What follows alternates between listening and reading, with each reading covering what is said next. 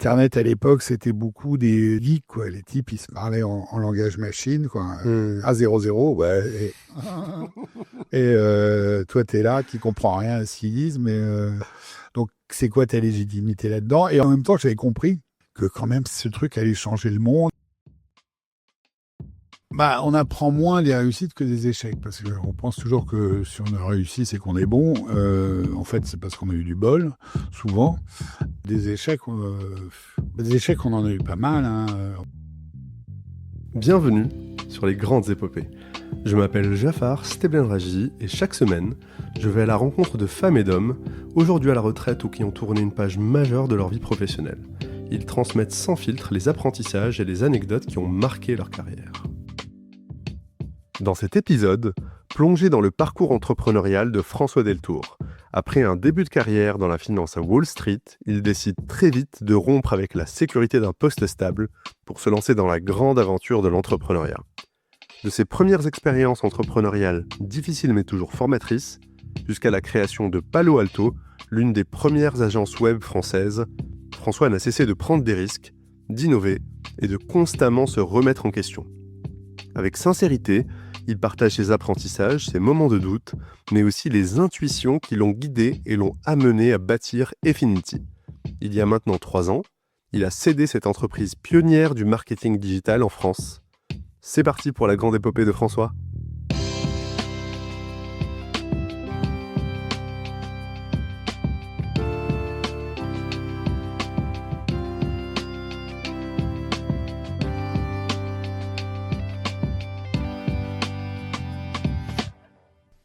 « 1981, tu as 23 ans, c'est ton premier jour au Crédit Lyonnais. Qui es-tu à ce moment-là ? J'ai commencé par faire un stage de formation à New York. Donc, mon premier jour de boulot, c'est à Wall Street. J'étais épaté par moi-même de me retrouver pour un premier jour de boulot à Wall Street avec immédiatement dans la foulée un sentiment de ils vont démasquer l'usurpateur. C'est-à-dire que, la finance, je n'étais pas plus que ça. J'avais été embauché un peu, là aussi, j'avais le sentiment par usurpation. J'avais rencontré un premier recruteur, type sérieux comme un pape, le banquier tel qu'on l'imagine, de manière caricaturale. Je m'étais dit jamais ce mec me rappelle. À la surprise générale, le type me rappelle. Et derrière, j'ai rendez-vous avec une fille des RH. Et il se trouve que j'avais fait, avant, j'avais un peu travaillé dans un journal de rock. Et donc la fille me parle là-dessus, elle me dit, mais ah bon, tiens, je vais offrir un cadeau à mon mari, est-ce que vous auriez un disque à me proposer Et là, j'avais la réponse, c'était Dire Straits, The Sultans of Swing.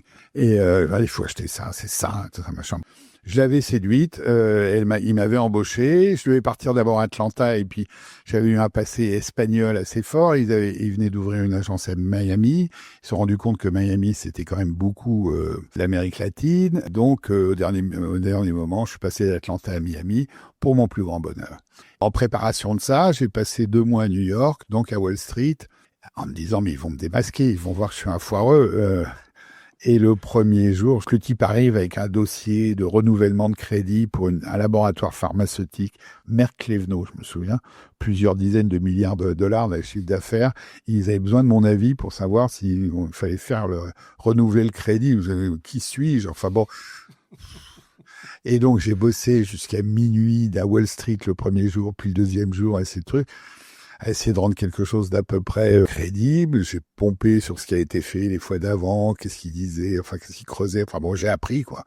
Le type était très content, ils m'ont trouvé super. Voilà. Bon, j'étais un peu plus détendu. J'ai passé 2 mois merveilleux à New York, et puis je suis débarqué à Miami. Alors, qui j'étais? J'étais un type qui sortait de son école, pas trop sûr de ce qu'il voulait faire dans la vie. Ce qui m'avait plu, c'était moins la banque que la perspective d'aller passer 1 an ou 2 aux États-Unis. Ça m'excitait, mais sur un plan professionnel, sans trop de projets, à vrai dire. Ok. Merci pour cette présentation. On va faire un saut dans le temps. On est en 2025. Comment est-ce que tu te présenterais aujourd'hui ? Waouh! Comme un vieux con. Non, comme un vieux pas très con. Pas très vieux, pas très con, c'est gentil. À la fois vieux et jeune. Alors, en fait, bon, donc j'ai vendu ma boîte, on y reviendra, je pense, il y a bien plus de 2 ans, bientôt 3 d'ailleurs. Je me suis retrouvé confronté à cette histoire de retraite, d'arrêt d'activité où du jour au lendemain, plus de mail, il y a plus de quotidien et il y a plus de statut. Ça, c'est assez bizarre. J'avais pas découvert ça, mais quand même attaché à votre activité professionnelle, il y a un statut. Et finalement, alors c'est de la vanité, c'est ce qu'on veut, mais on se rend compte que ça manque. Donc, je suis passé par une petite période un peu, d'ajustement, un peu dépressif. Et puis, depuis un an et demi, j'ai retrouvé, je dirais pas une nouvelle jeunesse, mais enfin de nouveaux enthousiasmes. Je me suis lancé dans des projets et puis j'ai découvert, je suis retourné sur les bancs de l'école. Donc aujourd'hui, je dirais que je suis un retraité étudiant entrepreneur. Alors, dans l'ordre qu'on veut, mais c'est un peu ce que je suis. Je vis pas ma meilleure vie, mais pas loin, quoi. Génial. Merci François pour cette présentation. On va rentrer dans le vif du sujet. Bienvenue dans les grandes épopées. Oui, merci. Pour rappel, je suis chaque fois invité chez mes invités. Donc là, on est dans le salon de François. Merci de m'accueillir chez toi à Paris pour cet échange. Donc dans ce podcast, le programme, ça va être d'explorer des momentum de ta carrière. On va pas être exhaustif. Et ce que je vais chercher à comprendre, c'est ce que tu as vécu quand tu avais le nez dans le guidon, mais aussi grâce à ton recul aujourd'hui, que tu en retiens pour toi et pour les auditeurs. Je tiens encore une fois à te remercier d'avoir accepté de témoigner à ce micro. Et c'est parti pour l'épopée de François. Ok, bon courage à vous. On va bien se marrer. On revient en 81. Ouais. Donc 81, tu en as un peu parlé, tu arrives dans la finance, tu as ce complexe, je reprends tes mots, d'usurpateur. Comment est-ce que tu en sors ? Je suis resté dans la banque. Donc j'ai passé une année donc à Miami. J'ai passé une année merveilleuse d'ailleurs. Puis après, j'ai bossé à Paris, au siège du Crédit Lyonnais. Qui était une très grande banque à l'époque. C'est avant que la banque n'explose en vol. J'ai beaucoup appris. Évidemment sur les métiers de la banque, mais sur la finance, sur la manière dont réfléchissent les banquiers et les précautions. Ça m'a beaucoup servi par la suite parce que j'ai réussi à parler de banquier couramment tout au long de ma carrière et ça m'a facilité quand même pas mal de choses. Et j'en suis sorti un peu... alors j'aurais pu, d'ailleurs c'est une histoire en soi, mais j'aurais pu continuer dans la banque peut-être toute ma vie, mais je crois que j'ai étouffé devant la technostructure, la lourdeur des organisations, des prises de décision, la pusillanimité des gens. En même temps, des types très intelligents. J'ai trouvé des gens vraiment brillants. C'était pas le problème. C'est l'organisation, sa lourdeur. La banque en tant que telle est un truc de gestion de risque, mais alors le risque, il n'y en avait pas beaucoup. Je me faisais chier, quoi, pour dire les mots concrètement. Et puis, il s'est trouvé qu'on m'a proposé de rejoindre une aventure entrepreneuriale, un peu comme ça au débotté. Et j'avais le choix entre partir aux Philippines pour le Crédit Lyonnais avec des voitures de fonction, des maisons, des trucs, c'était pas mal, ou démarrer un truc... from scratch à Saint-Germain-les-Arpajons, à 70 km de chez moi, ou 60 km de chez moi, et j'ai choisi ça. Alors ça a été pénible, mais enfin ça a été le démarrage d'un choix de carrière finalement, ou d'un choix de vie professionnelle, pas de carrière, mais de vie professionnelle, assez fort, quoi. Parce que là, c'est le moment où tu mets le pied dans l'entrepreneuriat, ce grand mot. Raconte-nous un peu... comment est-ce que tu démarres ? Parce que, d'après ce que je comprends, c'est que tu te lances pas du tout dans la tech, pas du tout dans le web à ce moment-là. Non, pas du tout. Plutôt, je me lance dans, en fait, un copain ou une connaissance de mon père professionnel, que je connaissais par ailleurs, m'a dit viens bosser avec moi, donc beaucoup plus âgé. Hein. Il était plutôt l'âge que j'ai aujourd'hui, peut-être pas aussi vieux quand même, mais enfin... plutôt un adulte. Moi, j'étais jamais qu'un ado mal dégrossi. Je trouvais ça top. Puis je me suis retrouvé assez rapidement associé avec ce type, qui était un type compliqué. Enfin, je ne veux pas rentrer dans les détails, mais enfin, ça a été à la fois une aventure entrepreneuriale et une réflexion sur... l'association. Ouais, une association sur... faire les choses bien et faire les choses mal. Le type faisait les choses mal. Il a été, j'ai trouvé... D'ailleurs, c'est ce qui a motivé mon départ de cette boîte. des attitudes que je trouvais totalement inconvenantes et vis-à-vis des salariés. Enfin, c'était pas un beau jour.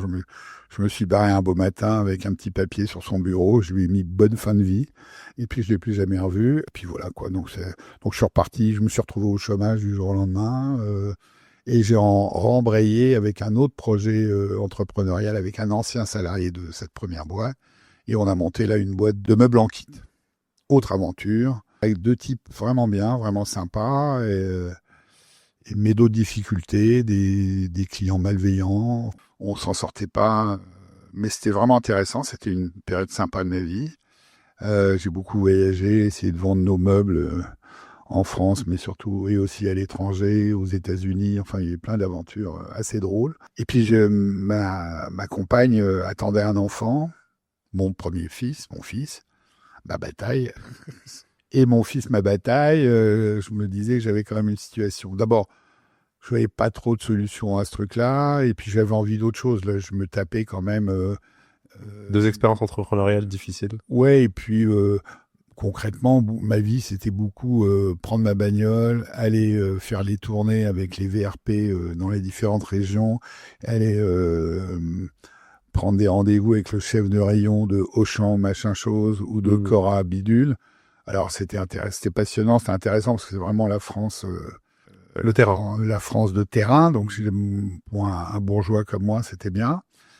J'ai beaucoup appris et j'ai beaucoup apprécié, mais enfin, j'aspirais à autre chose, et puis il s'est trouvé qu'on m'a proposé faire radicalement autre chose. Je me suis retrouvé dans la presse de gauche, comme directeur financier, donc espèce de truc, mais qui me permettait à la fois d'abord de moins partir et d'accompagner la naissance de mon fils, de me sécuriser financièrement, ce qui n'était pas le cas à l'époque, et puis de découvrir un univers que je trouvais passionnant, qui était l'édition, la presse, la politique, le pouvoir. Enfin bon, tout d'un coup, j'ai basculé, mais alors, dans un autre univers. Mais dans un autre monde, quoi.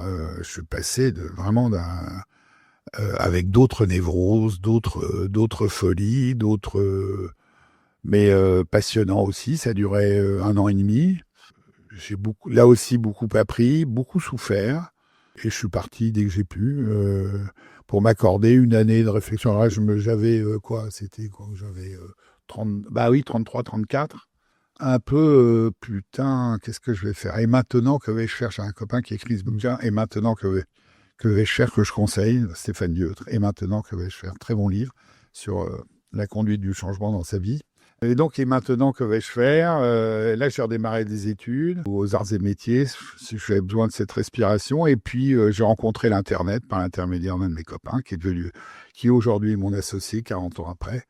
On en reparlera, c'est exceptionnel. Et donc, concomitamment, je faisais mes études et je commençais à m'intéresser à Internet. Disons, à l'univers digital, j'ai rejoint le groupe Havas, qui à l'époque était une holding qui détenait les participations dans Canal+, Wanadoo, Gallimard, enfin vraiment un très beau groupe, mais et qui cherchait à développer une activité digitale. Et je me suis retrouvé dans cette structure à essayer de comprendre un peu ce qui se faisait. Alors à l'époque, on était dans le monde, c'était la pleine époque du CD-ROM. Donc pour eux, ça leur parlait beaucoup, parce que le CD-ROM, d'une certaine manière, c'était pas éloigné du livre. Il y avait encore un support physique, mais dans le même temps... moi, j'ai trouvé Internet et ça me paraissait, j'ai tout de suite vu que le CD-ROM, c'était une technologie intermédiaire. Et bon, j'ai pas eu grand mérite à voir ça, mais ils l'avaient pas vu, eux. Donc, je croyais, ils m'avaient proposé de rester, j'ai pas voulu, et je me suis intéressé. Alors, je suis vraiment entré dans Internet, mais Internet en 93, 94, c'était 94, 80. Ouais, je commençais, et puis j'ai monté une boîte en 95, une agence web.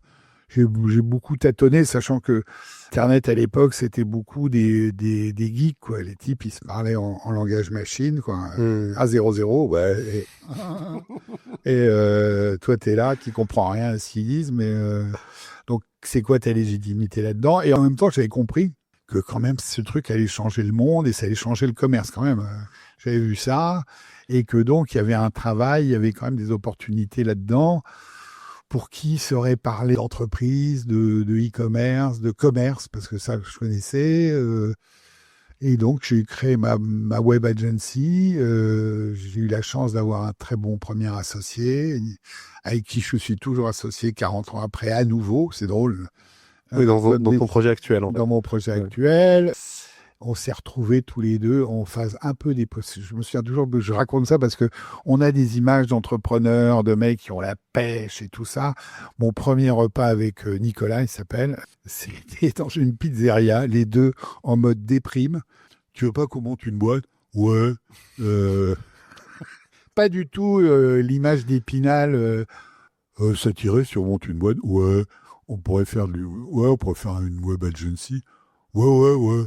Voilà, on a démarré comme ça, comme deux couillons, à chercher à comprendre un peu ce qu'il fallait faire, à comprendre, parce que une chose est de dire, enfin, les codes de ces métiers, on les avait pas, quoi, on les découvrait. Du reste, on a eu notre premier client, c'était Château de Thoiry. Et enfin, c'était, oui, vraiment notre premier client. Et puis là, on voulait faire les choses bien. Donc, on fait une réunion. Donc, je fais une réunion avec un directeur artistique, avec un type de contenu qui est capable d'écrire, des ingénieurs informatiques, un développeur, un web développeur, je ne sais plus qui y avait d'autres. Enfin, et donc, la première réunion, elle était pathétique, quoi. Chacun parlait dans son langage, c'est-à-dire le type de la com, le DA parlait d'axe de com, de baseline, de choses comme ça, que le type de l'informaticien lui répondait C++ ou Java. Enfin, on était dans des trucs. Alors, la première réunion, on est sorti, j'étais méga déprimé. Et j'ai repensé à Astérix Légionnaire. Et dans Astérix Légionnaire, je ne sais pas si vous avez lu ce chef-d'œuvre, il y a ce type qui s'appelle... donc c'est une légion étrangère où il y a Astérix, Obélix, et puis il y a un grec, un latin, un gothique, un go, un machin, un truc.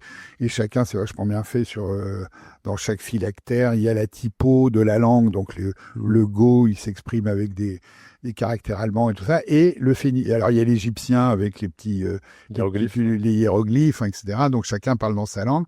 Et tu as le phénicien. Et le phénicien, c'est le seul qui comprend tout le monde. Et donc, vite, ça devient le centre de la petite légion, la petite équipe. Je me suis dit, ben voilà, moi, il faut que je sois le phénicien de cette équipe. Donc, parler le goth et les hiéroglyphes et retranscrire. Donc, la deuxième réunion, je me suis appliqué à reformuler, à transformer... à remettre, ou en tout cas à créer un niveau de langage commun à tout le monde et partager. Et à partir de niveau d'abstraction un peu plus en fait moins métier et plus, enfin, tu vois, qui parle à tout le monde. Donc créer un niveau de langage qui soit et ça faisait partie du truc. Et là, le projet est parti. On a fait un très beau site d'ailleurs. Qui a duré, je sais pas combien de temps. Ils en étaient très fiers. En tout cas, nous, on en était très fiers. Voilà. Donc ça, c'est notre premier client. Et ça a été le début d'une première aventure. Ça, on était en 95-96, donc c'était assez... précurseur finalement. Précurseur de la part de Thoiry de faire ce truc. La boîte s'est bien développée, on avait une jolie équipe, on se marrait, on était passionnés, on gagnait pas un rond, mais on avait une vraie passion pour le métier. Tout le monde... on travaille beaucoup avec des jeunes qui aussi découvraient le métier, mais on découvrait avec le métier. Ça marchait plutôt pas mal, mais on gagnait pas plus d'argent. Bon, on avait des beaux clients, on travaillait avec Sofitel, on travaillait avec le Centre national du cinéma, avec Roche-Beaubois, vraiment beaucoup de références. Une vraie belle clientèle. Et puis est arrivée la bulle Internet, enfin ce qu'on a appelé de la bulle Internet. Donc là, on est vers 98, surtout 99.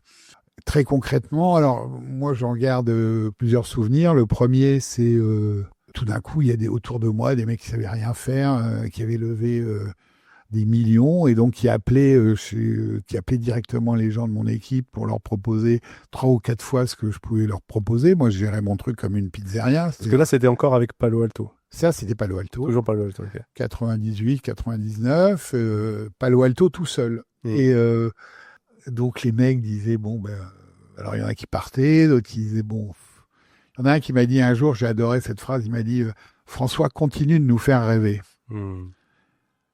Alors ça m'a marqué parce que pour moi, un patron, alors rêver, il y a toujours un côté un peu manipulation ou de choses comme ça, et puis c'était pas dans dans ma représentation de ce que je devais être. Mais j'ai compris ce qu'il voulait dire quand même si tu n'es pas dans un projet. Alors, du coup, il fallait résoudre cette idée de faire rêver avec... Pourquoi tu les embarques, en fait? Ouais, comment tu les embarques, faire rêver avec intégrité, en fait. Parce que faire rêver, non, je voulais pas faire rêver, pas vendre de la merde, enfin, pardon pour l'expression, mais... Donc ça, c'est 2. Et puis donc 3, sur ces entrefaits, c'est compliqué. Mon associé Nicolas avait souhaité faire autre chose. C'est dans une période personnelle difficile, mes parents mon père était décédé, ça m'avait beaucoup marqué. Enfin bon, période personnelle difficile. Et là, j'ai eu la chance de rencontrer un camarade d'école, pas la même promo, mais on se connaît. Enfin, il avait eu mes coordonnées par l'école et qui cherchait lui à rassembler différentes entreprises pour créer quelque chose d'un peu plus lourd dans l'univers du marketing et du web. Le type était vraiment sympa. Donc, il m'appelle, il me raconte son histoire, ce qu'il veut faire. On dit, on se voit mardi. Mardi, on se retrouve dans un café. Je crois qu'au bout d'un quart d'heure, on avait décidé de faire affaire et de fusionner, de mélanger nos vies, finalement.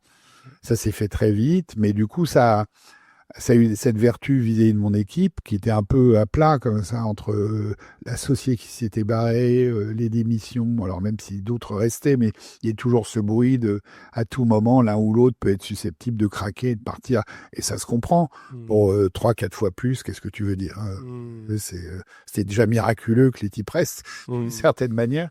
Mais là, je les embarquais tout d'un coup alors justement, dans Fais-nous rêver, quoi. Ouais. Fais-nous rêver. Et du coup, on a construit une jolie histoire qui était la boîte s'appelait Palo Alto, ça continuait de s'appeler Palo Alto. Donc, les anciens, ceux qui étaient de cette première époque, on les appelait Palo Alto Canal Historique. Mais on a découvert d'autres cultures, des gens qui faisaient, eux, du marketing direct, du marketing qui était tout aussi intéressant et passionnant. Donc, on a constitué ce groupe. Tout de suite, le groupe a suscité de l'intérêt auprès des financiers. On était à peine, on n'avait même pas fini nos statuts de rapprochement, quoi. On voit arriver des types qui nous proposent des sommes, mais démentes pour acheter la boîte. Parce que là, juste pour bien comprendre, en gros, vous gardez le nom, vous passez de Palo Alto à Groupe Palo Alto. Ouais. Et donc, c'est une forme d'intégration de... Fusion. C'est une fusion de deux entités. Ouais, de fusion d'entités. Alors, voilà. Si c'était que 2 ans, enfin, bon, on va raccourcir, sinon on va y passer la nuit. Ça va roncher le côté du micro. Ça va, je tiens le coup. Mais disons, pour faire court, oui, on a créé une structure commune avec un projet nouveau, donc où finalement on intégrait, et ça c'était assez visionnaire de la part de mon camarade, comment faire du web un outil de marketing. Donc aller en bout de chaîne, en fait, pas juste...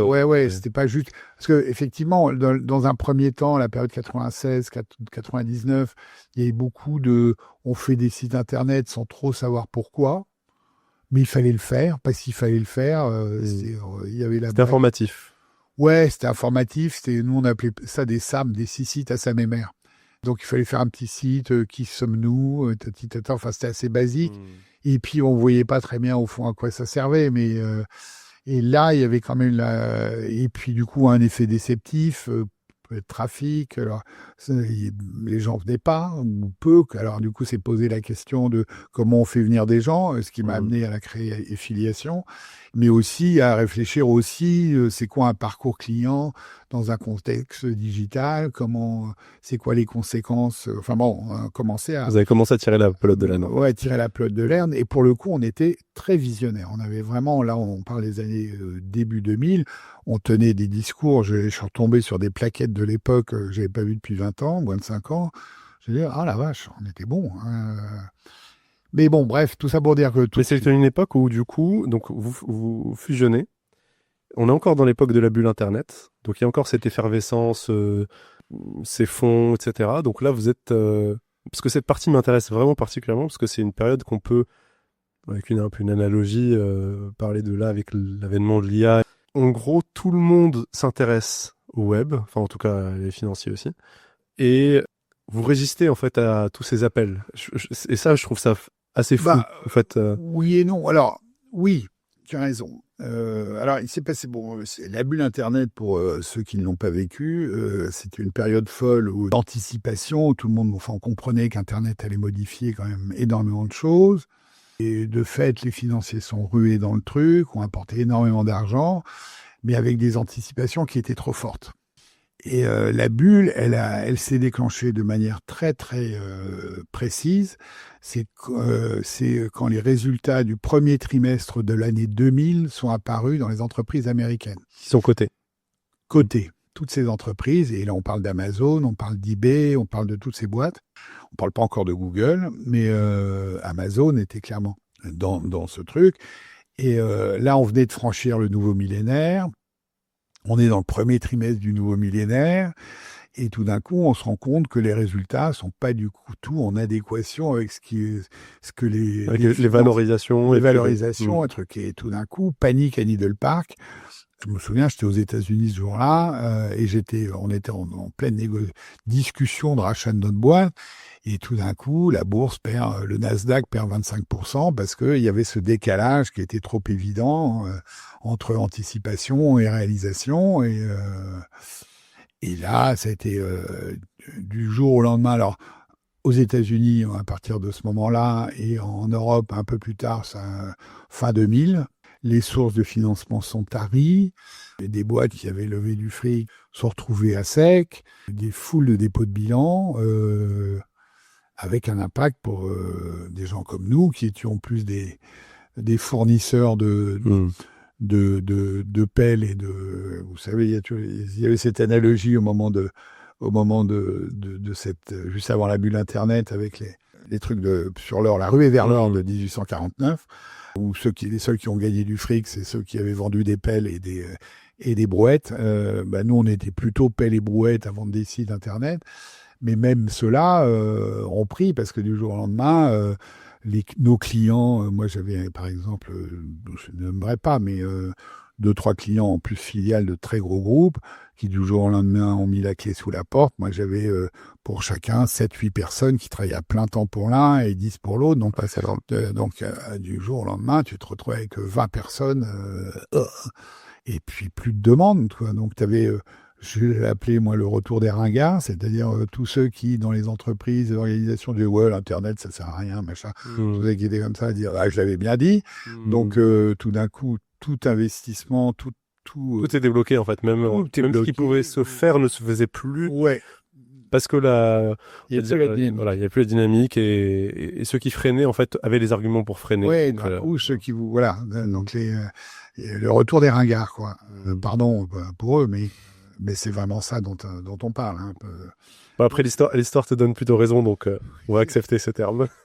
Non, mais c'est comme vraiment, je l'ai vécu, on l'a vécu comme ça. Toi, non, tu es des types un peu comme ça qui t'expliquent la vie, mais voilà. Donc il y a eu, mais en réalité, c'était plus finalement comment dire, la greedy, comment dire en français, oui, je recherche de l'argent, enfin l'appétence pour l'argent, enfin des financiers, tout ça, enfin toujours plus la rapacité en fait de toujours plus, de vouloir gonfler les chiffres, tout ça, qui avait provoqué ce truc-là, qui fait que tout ça a complètement stoppé la machine pendant 2-3 ans.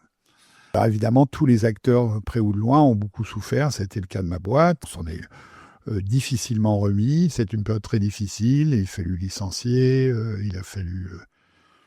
Ça a été chaud. On en est sorti...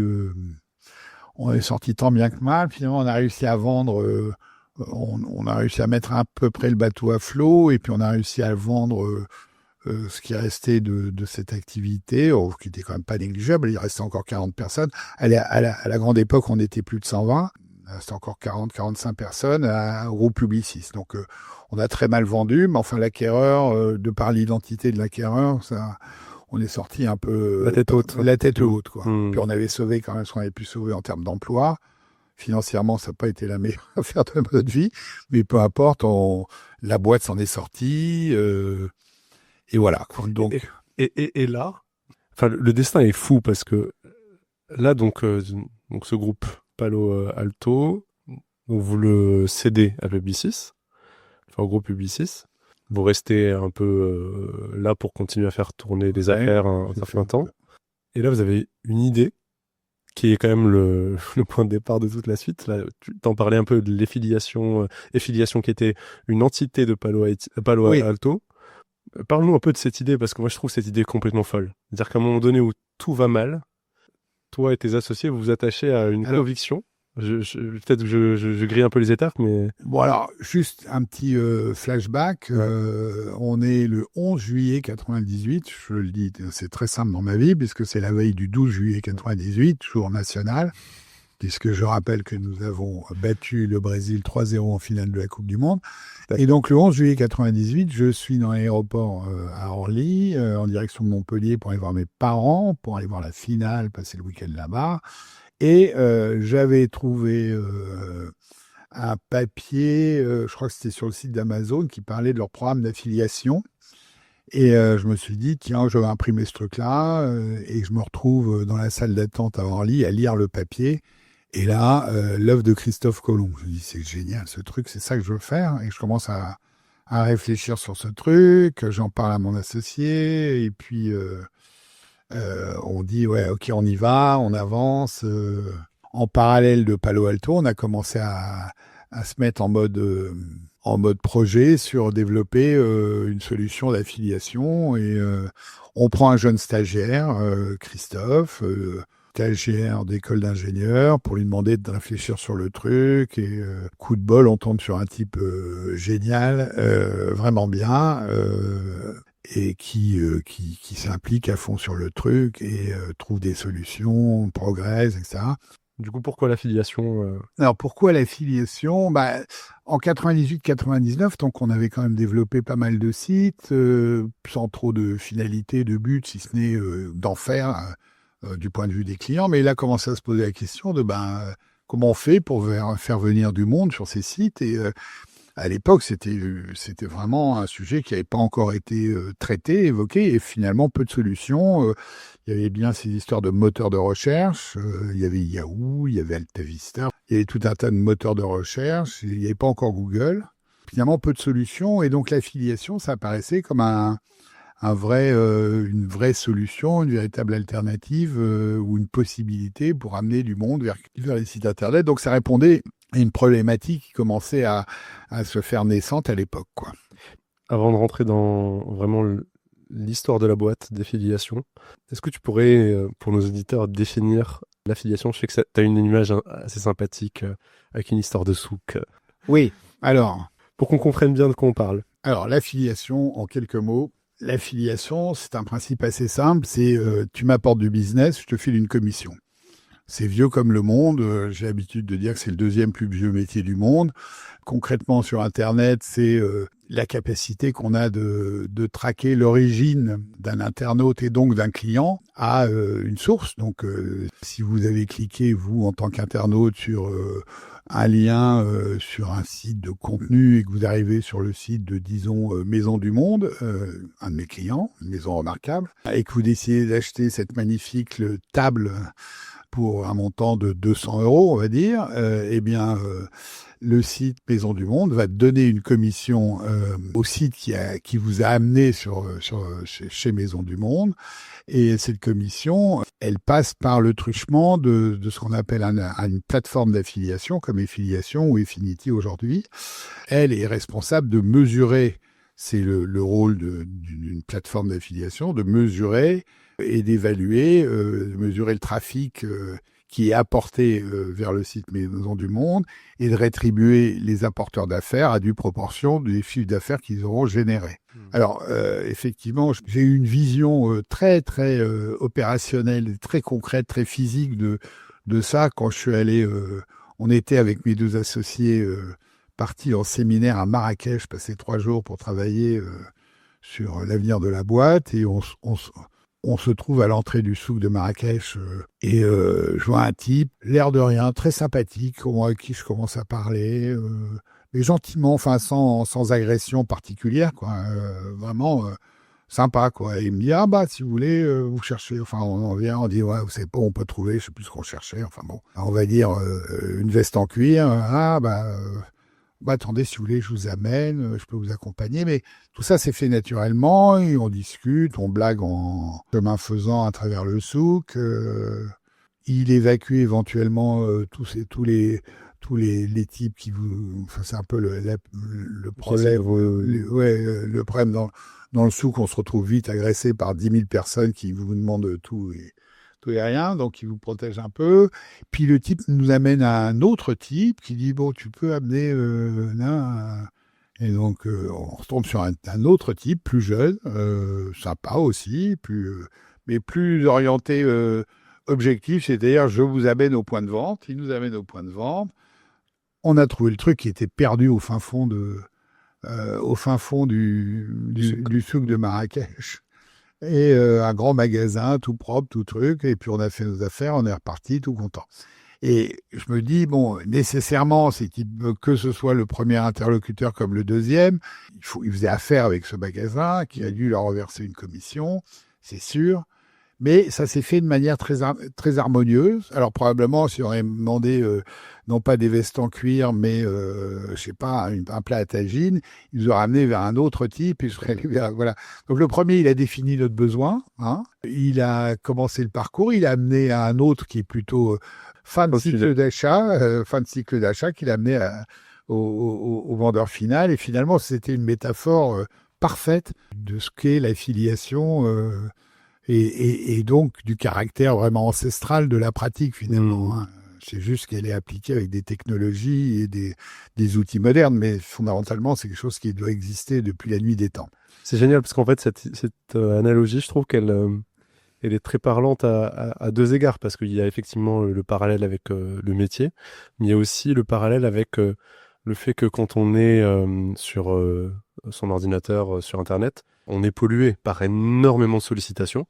Et finalement, c'est un peu la même chose que dans le souk de Marrakech, on est énormément sollicité. Ouais. Et finalement, l'affilié, il arrive avec une approche qui est créatrice de valeur dans ce bruit-là. Ouais. Et c'est ça qui fait que, en fait, ça fonctionne bien. Exactement. Donc le talent de ce type-là, ça avait été d'abord de créer un lien bienveillant. Enfin, je me suis absolument pas senti ni manipulé, ni agressé, enfin en quoi que ce soit. Donc c'était vraiment doux, c'était efficace. Chemin faisant, bon, on a parlé de mes besoins. Il a qualifié le besoin. Il m'a amené, il a contribué à m'amener vers... Parce qu'il y avait une logique de réseau, parce qu'il y avait plein de portes de sortie potentielles en fonction de besoins. Il avait des solutions, il avait su trouver le truc, ça m'a pas agressé, il m'a rendu un service, c'est ça qui est important, il m'a rendu un service, il a créé de la valeur ajoutée finalement dans cette intermédiation, et je trouvais que c'était exemplaire de ce que nous on devait reproduire sur Internet finalement. Excellent. Voilà. Merci pour cette image. Du coup là, si on revient à l'histoire d'entrepreneur que tu as vécu, que tu nous expliquais que tu avais, donc avec ton associé, recruté une personne, donc un stage. Donc on recrute, donc on est toujours... quand Christophe, dont on va entendre parler longuement un peu plus tard, j'imagine, ce jeune stagiaire rejoint la boîte, on est en 99, 2000, fin début comme ça. Parallèlement, je suis en train de fusionner Palo Alto avec cette autre société dont je parlais plus tôt. Donc on est quand même dans une grande phase de réorganisation et d'enthousiasme, parce que on est on est avant l'explosion de la bulle. Le projet filiation, on crée la structure en octobre 2000, comme une filiale de l'autre. Le projet commence à se développer, et puis paf, la bulle explose. Et alors, de la même manière que la web agency Palo Alto, la plateforme d'affiliation et filiation, alors voit ses clients crever les uns après les autres. Alors surtout que les utilisateurs de l'affiliation à cette époque, c'est vraiment ce qu'on appelle des .com, c'est-à-dire des pure players du web qui ont été les premiers touchés par des sources financières, quoi. Donc également crise, également quasi mise en veilleuse du projet, quoi, pendant 2-3 ans, parce que là j'étais occupé à essayer de sauver ce qu'on pouvait sauver un peu partout, à écoper, à licencier, enfin des trucs super passionnants, quoi, et super difficiles à vivre. On en reparlera de ce sujet-là. Une sale période, vraiment. Jusqu'à cette sortie un peu avec Publicis.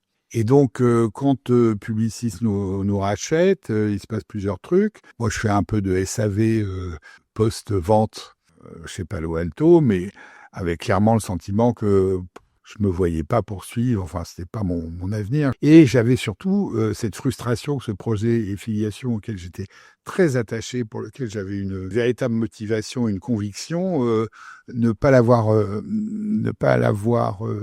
porté et ne pas l'avoir développé, parce que finalement, je m'étais relativement peu occupé jusqu'à présent, méritait un autre traitement et méritait qu'on s'y implique. Donc j'étais à la fois frustré de ne pas avoir développé ce truc. Je me projetais pas dans un projet salarial chez Publicis, mais c'est rien contre Publicis, c'était moi perso. Hein. Je ne veux pas dire du mal de cette noble entreprise, c'est une belle boîte. Et donc, Christophe, le fameux, avait quitté la boîte, il s'était trouvé du boulot ailleurs, il se travaillait dans une web agency également, une autre. On déjeune tous les deux, je lui dis, t'es pas frustré? Il me dit, ouais. Et ça te dirait ça, non, on est comme ça. Et puis, on est quand même une période où le moral est dans les chaussettes un peu. Moi, je sors d'un truc un peu traumatisant. Christophe s'éclate pas. Et puis un troisième Lascar, qui allait devenir le troisième mousquetaire, qui s'appelle Sylvestre. Et Sylvestre travaillait chez Palo Alto.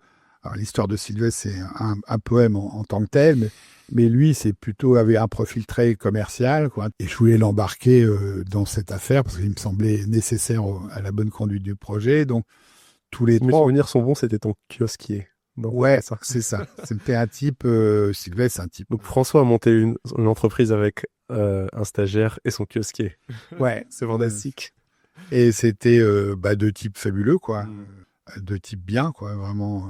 C'est génial. Et qui on est 25 ans après, toujours très proches, l'un comme l'autre. On décide de mettre la main sur ce truc et filiation.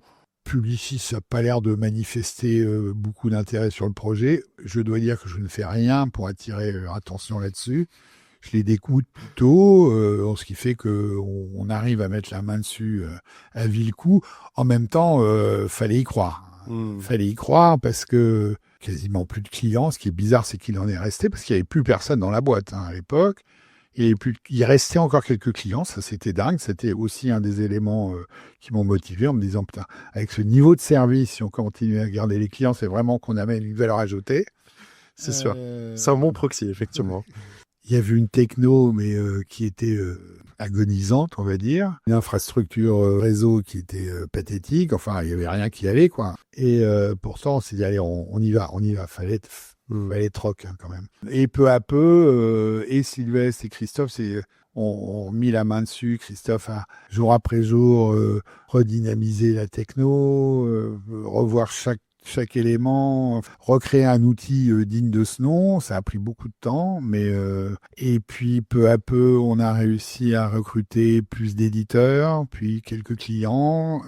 Bon an, mal an, le truc a commencé à vouloir se remettre en route. Puis là, on a eu la chance de gagner un gros client. Le gros client s'appelait la Camif. Camif, à l'époque, c'était... Il y a eu plusieurs vies, d'ailleurs. Il y a eu plusieurs vies. Donc, on était en fin de première vie de la Camif, qui était à l'époque le VP6 de la fonction publique et notamment des enseignants. C'est une belle boîte, mais alors qui n'avait pas du tout vécu les transformations sociétales et digitales. Et voilà. Mais qui avait une directrice du marketing remarquable, une équipe remarquable, avec des gens qui voulaient apprendre, qui voulaient comprendre, et avec lesquels on s'entendait très très bien. Et on a changé de dimension dans la compréhension de notre métier grâce à eux. On leur a amené immédiatement et très rapidement beaucoup de chiffres d'affaires digital. Ils étaient ravis. On a creusé plein de sujets ensemble. Ça a vraiment été le client qui nous a permis réellement de redémarrer et de passer à une autre étape, parce que tout d'un coup, on avait ce très beau client et qui nous a permis d'attirer et d'intéresser des éditeurs, donc on appelle les affiliés, donc les gens qui voulaient travailler avec la Camif, etc., etc. Donc la boucle a été, le cycle a été relancé, ou même lancé, je devrais dire, à ce moment-là, quoi. Et là, on est en 2005-2006.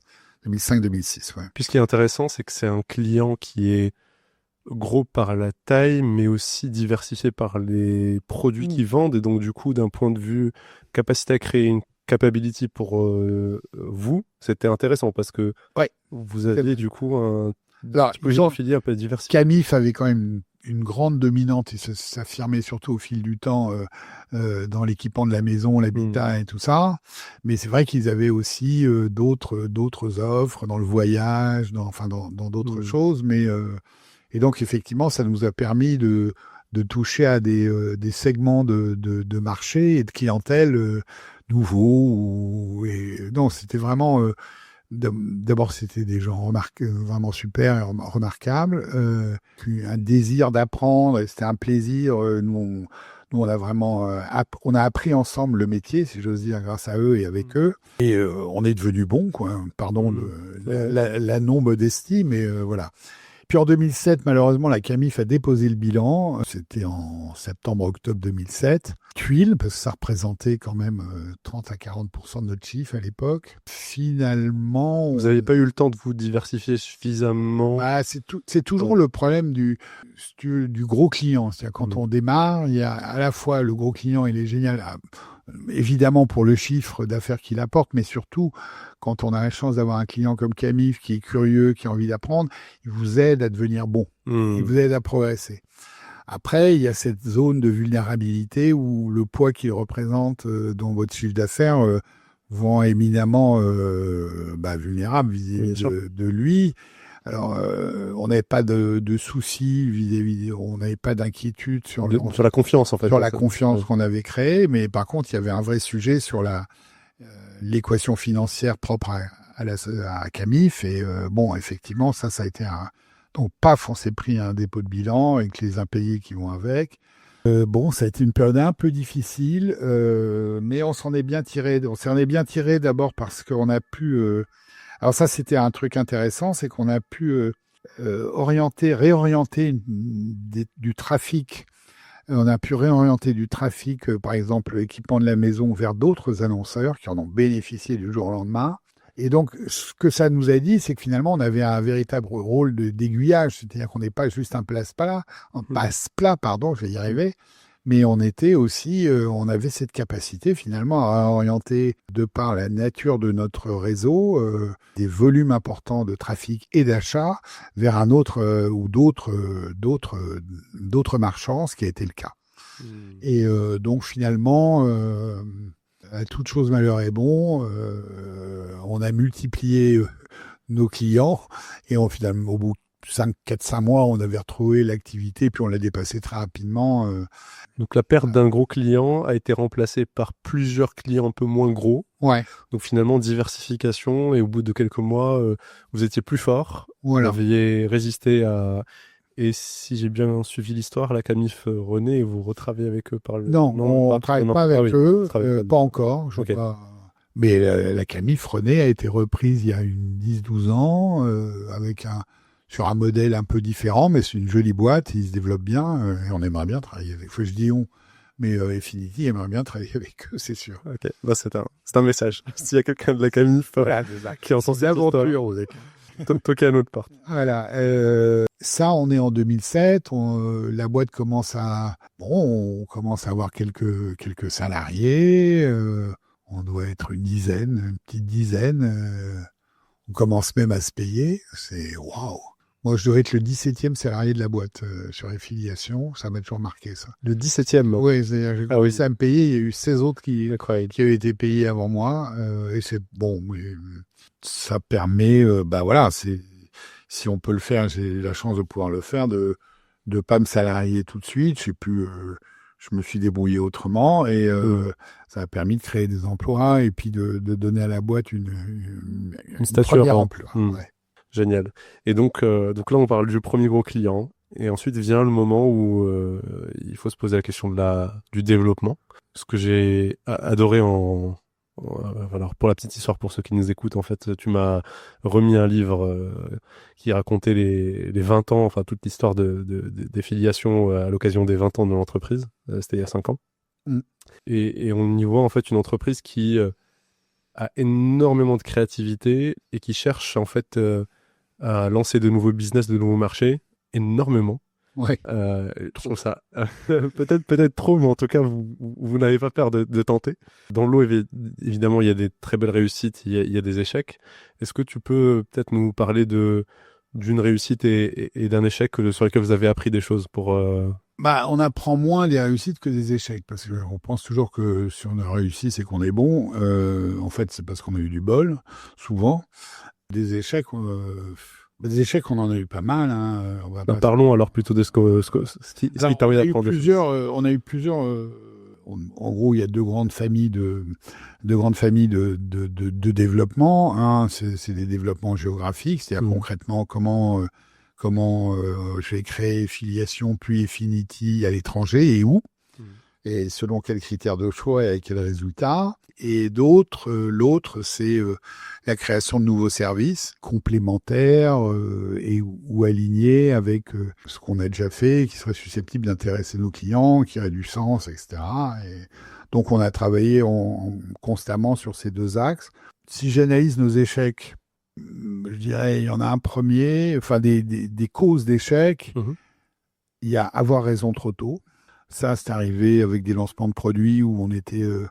c'est un peu le problème, on était un peu trop en avance par rapport au marché, on a lancé des produits trop tôt, puis finalement on a perdu un peu l'énergie par rapport à ce projet, et d'autres sont venus 2 ans, 3 ans après en revendiquant une innovation qu'on avait déjà matérialisée 2-3 ans avant et se la sont appropriés. Qui tu penses à quel exemple ? Par exemple, je pense aux comparateurs de prix. Enfin, il y a toute une activité liée aux comparateurs de prix. C'est-à-dire, donc, c'est des sites comme Quel Coup, Le Guide, que sais-je encore, où il y a un vrai sujet de se dire, OK, donc je balance mes 20 000 références produits sur Le Guide ou Quel Coup. Comment je m'assure que telle référence marche, telle référence marche pas? Est-ce que celle-là me coûte un fric fou, mais elle me rapporte pas, donc je la sors, je la présente plus. Enfin, donc il y a une gestion d'un flux de catalogue produits qu'on avait d'ailleurs créé à l'instigation de la CAMIF, du reste. Quand on a voulu élargir le projet ou le proposer à d'autres clients, ça n'a pas décollé aussi vite qu'on souhaitait. Et là-dessus, une autre boîte s'est créée autour de ça, mieux financée, parce que nous, on a eu l'autre sujet de cause d'échec, c'est surtout, on a fait beaucoup de choses un peu en mode bidouille, quoi. C'est-à-dire avec notre intelligence et pas beaucoup de choses en plus. Donc notre énergie, mais peut-être avec pas assez de moyens. Et donc ça plus ça, avoir raison. Mais c'était un choix assumé pour le coup, le fait de spin-offer tous les projets. Oui, et puis oui, c'était... Parce que ça s'est produit plusieurs fois dans l'histoire de l'entreprise. Ouais, on a toujours été un peu... Désir d'indépendance. Oui, désir d'indépendance, désir de tester des trucs, curiosité. Enfin, on avait besoin de cette excitation permanente de dire putain, on pourrait imaginer ci, ça. L'influence, par exemple, tout ce qui touche au monde de l'influence, on l'a abordé très très tôt. Enfin, même dès les années 2000, on réfléchissait là-dessus, on travaillait là-dessus. Cette curiosité, le mobile, c'est quoi l'affiliation sur mobile, comment traquer des applis, créer de l'affiliation à partir d'applis, enfin, tout un tas de choses qui aujourd'hui sont passées dans le domaine courant de nos activités, mais qui à l'époque étaient innovantes, quoi. J'ai lu un exemple qui est aussi assez intéressant à creuser, c'est ce que vous aviez fait sur Instagram, dans mes souvenirs. Ouais. C'était la partie comment faire du shopping sur Instagram avant qu'Instagram ne le fasse eux-mêmes. Ah oui. Vous aviez créé un système avec des liens qui renvoyaient vers des shadows, des sites de shadows, et ça permettait finalement d'acheter en arrivant d'Instagram. Et je trouve que ce cas-là, il est hyper intéressant parce qu'en fait, vous êtes dans l'innovation, mais lié à un acteur qui finalement, le jour où ils se sont décidés à le faire, en fait, c'était terminé. C'était mort. Voilà. Oui, effectivement, oui. On a eu ce cas-là. Ce modèle-là est... Concernant Instagram, c'est vrai on avait trouvé une modalité qui permettait de lier Instagram à du e-commerce, ce que Instagram n'avait pas vu. C'est incroyable. Ouais. Et donc, on met en place ce truc, il démarre du feu de Dieu. Je sais ce que les mecs d'Instagram disent, waouh, putain, il y a un truc là. Et donc, du jour au lendemain, on a perdu notre business. Enfin, on peut immodestement, moi, je pense qu'ils avaient eu l'idée sans nous, mais enfin, il s'est trouvé qu'il y avait un... Donc oui, c'est vrai, c'est arrivé avec Instagram, Souvent, c'est comme ça que ça se passe, quoi. Bah, dans un univers comme ça, en constante innovation, comme peut être l'Internet, surtout dans les années 2000-2010, les idées arrivent, tu les déploies, et puis il y en a d'autres mieux positionnés pour la déployer. Bon, en l'espèce Instagram, tu es beaucoup mieux. Et pas besoin de nous pour cette intermédiation. Il n'y a pas besoin de notre intermédiation pour faire ce truc. Donc ils l'ont fait sans nous et on peut les comprendre. Hein, mais donc oui, c'était marrant, quoi. C'est intéressant de voir des idées comme ça, les déployer. Ça marche ou ça marche pas. D'autres te la piquent. Enfin, te la piquent. On la reprenne, ou l'ont concomitamment. Oui, c'est ça. En fait, ce qui est intéressant, c'est que c'est quand même un marché extrêmement innovant, sur lequel il s'est passé beaucoup de choses. Et il y a aussi beaucoup de boîtes qui se sont lancées, qui se sont cassées la gueule. Enfin voilà. Et vous avez réussi quand même, je sais pas si c'est un lien, mais à rester là dans la durée. C'est-à-dire 20 ans, entre 2000, même plus de 25 ans maintenant, dans un marché qui a totalement changé. Et vous avez réussi à maintenir votre position tout en continuant à grossir raisonnablement. Moi, je trouve ça fascinant. Je sais pas dans quelle mesure est-ce que c'était pensé dans la stratégie, etc. Ou est-ce que c'est finalement... J'aimerais dire oui. L'honnêteté m'oblige à dire que non. Bravo. Vous venez d'écouter la première partie de mon échange avec François Deltour. La suite, disponible dès vendredi, sera un nouveau condensé d'apprentissage et de prise de recul sur une carrière d'entrepreneur dans la tech. Nous y parlerons notamment de bonnes pratiques pour construire une relation durable entre associés et une culture d'entreprise qui résiste aux aléas du marché, de l'importance de coopérer avec ses concurrents pour lutter contre la fraude, bien qu'elle représente une perte significative du chiffre d'affaires, ou encore d'une approche du développement d'une entreprise tech axée sur une projection long terme plutôt qu'une course à la valorisation. Si cet épisode vous a plu, la meilleure façon de soutenir les grandes épopées, c'est de le partager à une ou plusieurs personnes de votre entourage à qui il pourrait être utile. Et pour ne manquer aucun épisode, abonnez-vous dès maintenant sur votre plateforme de podcast préférée. Et enfin, si vous pensez à une personne de votre entourage qu'il faut absolument que j'accueille à ce micro, écrivez-moi sur LinkedIn ou par email sur jafar@lesgrandesépopées.fr. À vendredi!